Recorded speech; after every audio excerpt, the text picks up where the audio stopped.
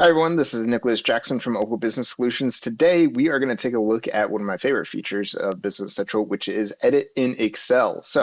Perfect example for this, a good use case for it is going to be your general journals. So if you've got a big journal entry you want to make and you don't feel like entering it into Business Central directly, you can use a feature like edit in Excel. So I'm going to open up a general journal batch here, and we can key things in here. We've got things like recurring journals and standard journals, but if you've got a big journal entry, one of the best things to do is use edit in Excel. So to leverage that feature, we're going to click this button up here, and instead of open in Excel, we've got the second option here, which is called edit in Excel. So what edit in Excel does is it creates a special Excel workbook for us that I'm going to download here, and we've got it populated, and we're going to bring it over here from this other screen.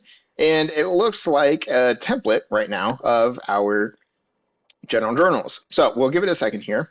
If you're not signed in, it's going to ask you to sign in for the very first time. But what this is going to allow us to do is it's going to allow us to use Excel, populate all this information, and publish it back to Business Central. So for example, you can see here there's lots of columns. These are all of the columns available in our general journals, which is going to be a lot, and most of these we're probably not going to use. But just to keep things simple and make things quick, I did have a handful of transactions that I copied, or that a handful of journal entries I've got over on another screen. So I'll just go ahead and paste these in, right? This is just going to be a basic, let's say this is a payroll or a payroll entry or something like that. So basically just filling in basic information, your general journal type, your posting dates, document number, GL accounts, or account type. This is a GL account. Here we've got some basic expense accounts, and it's going to hit the bank account on the other side, right? Very simple example.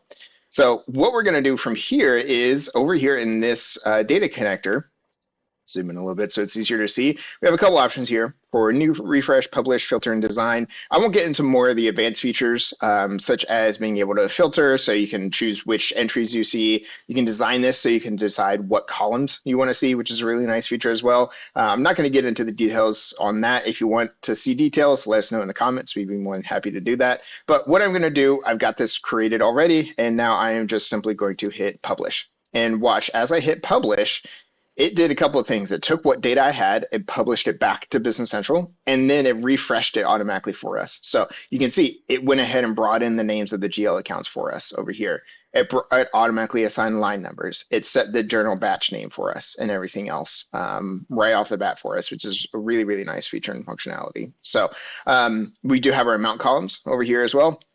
So again, I've got some numbers pre-populated here just to make the video quick. And so again, this might be something you pull in from your HR software if you want to do your payroll transaction. But again, this is all inside of Excel.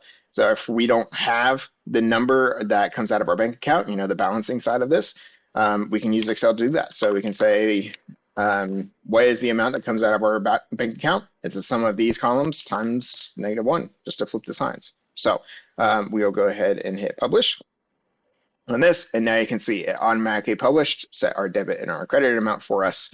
And now let's go back to Business Central here, and we will refresh the screen.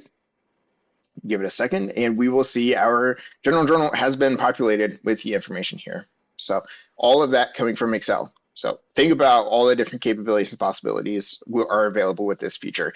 Not just general journals, you can do this for bulk updating master records as well if you need to. Obviously, things are still going to apply, like your security roles, your permissions are definitely still going to apply, and the system's not going to let you do things that you wouldn't be able to do otherwise. For example, general ledger entries. You're not going to be able to go bulk update your general ledger entries outside of the few columns that you can update. So this is one of my favorite features of Business Central, and wanted to give you guys a example and test case of what it is. If you have any questions about it, feel free to reach out. Otherwise, I'll catch you in the next video. Thanks, guys.